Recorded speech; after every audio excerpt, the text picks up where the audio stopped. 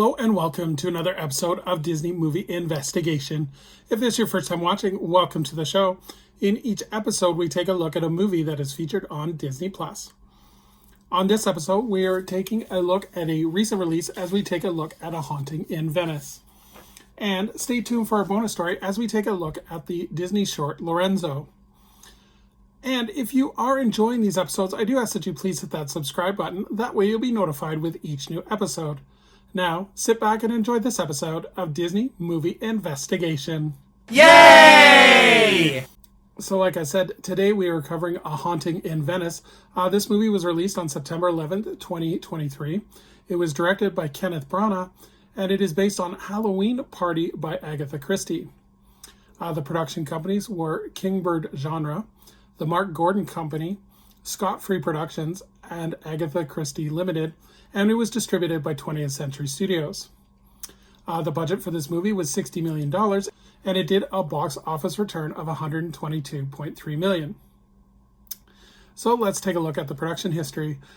President of 20th Century Studios, Steve Ashbell, would announce that they would be making a third Hercule Poirot film, and that the screenplay would be written by Michael Green. The filming of the movie began in October of 2022 in Venice at Pinewood Studios, and for the Haunted Palazzo, a set was built at Pinewood Studios with the inspiration being provided by Doggie's Palace, Sagro Hotel, and the Palazzo Pananzi Gritti. Hindor Gudmundsson would compose the score, with a soundtrack being released by Hollywood Records. But in terms of the cast, so we have Kyle Allen, who plays Maxime Gerard. Kenneth Branagh is Hercule Poirot. Camille Cotton is Olga Semenoff. Jamie Dornan, who plays Dr. Leslie Ferrier. Tina Fey, who plays Adrienne Oliver. Jude Hill, who plays Leopold Ferrier. And Michelle Yeoh, who plays Joyce Reynolds. In terms of the plot, in an eerie post-World War II Venice on Hallows Eve, Hercule Poirot, who is now retired and living in a self-imposed exile, is in the world's most grandiose city, Venice, obviously. But when Poirot reluctantly attends a seance at a decaying haunted palazzo, one of the guests is murdered, and thus thrusting the detective into a sinister world of shadows and secrets. So because this is a really recent release, there's not too much legacy of the movie, but in terms of recommending this movie, I think this was a great kind of murder mystery that some really fine acting, especially by Kenneth Branagh and Tina Fey. Tina Fey was kind of new for her. It's more of kind of a dramatic role than her usual comedy. And she did really well. The story is well paced. You really have to pay attention in order to solve the mystery. But they do a good job of explaining it at the end, and it all makes sense. So this one I definitely recommend. I haven't seen the other two Murder Hercule Poirot movies, but definitely we'll be checking them out based on this one. So as we move on to our bonus story, we're going to take a look at the Disney short Lorenzo. This short was released on March 6, 2004. It was written and directed by Mike Gabriel, and the production company was Walt Disney Feature Animation, and it was distributed by Buena Vista Distribution. So this is a short that has a long history. The idea was brought to Disney by artist Joe Grant when he came up with the idea when he saw a cat dive into the middle of a fight with two poodles. He kind of got his thinking process going on, and he was wondering what happened if a cat would lose its tail and what its reaction would be. The idea was developed by Grant in 1949, and then Mike Gabriel was brought on to work with Grant as well to kind of further develop the story and the animation.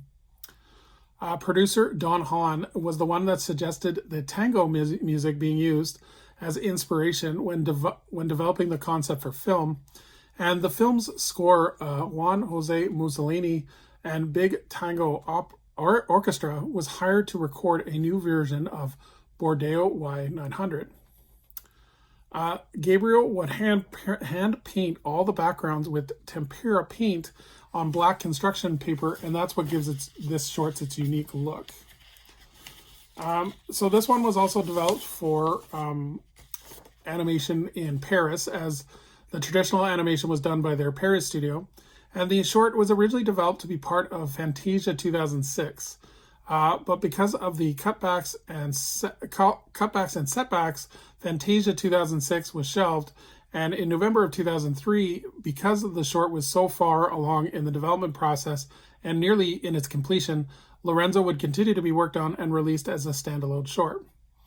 Once it was released, however, it was nominated for the Academy Award for that year. So in terms of the plot of the short, Lorenzo is an arrogant tomcat who lounges indolently on his soft and satin-covered cushion while flaunting shamelessly his wealth and abundance as well as his defiantly bushy tail to the unfortunate alley cats that are passing by. However, when a mysterious and tailless black stray cat notices Lorenzo unexpectedly, and as if by magic, the pampered feline will have to go through hell and back before learning a lesson in humility. So in terms of recommending the short, it's only a 4-minute short, but it is so beautifully animated. This definitely one, again, it's part of that animation is art. Definitely recommend this one checking out. The animation on Lorenzo is really well done, especially the tango dance between him and his tail. I also like the unique black backgrounds. It kind of makes it really stand out and pop. It's one that I kind of had to watch twice in a row. I liked it that much. So thank you so much for joining us here on another episode of Disney Movie Investigation. I would invite anyone to please leave a comment below on what they thought of A Haunting in Venice, as well as if you did see the short Lorenzo, what was your favorite memory of it? So as we look forward into the month of December, we're going to be starting our look at Christmas movies. So to start off, we are going to be finishing the Santa Claus trilogy as we take a look at the Santa Claus 3, The Escape Clause. So until next time, I hope you have a magical day, and we will see you real soon.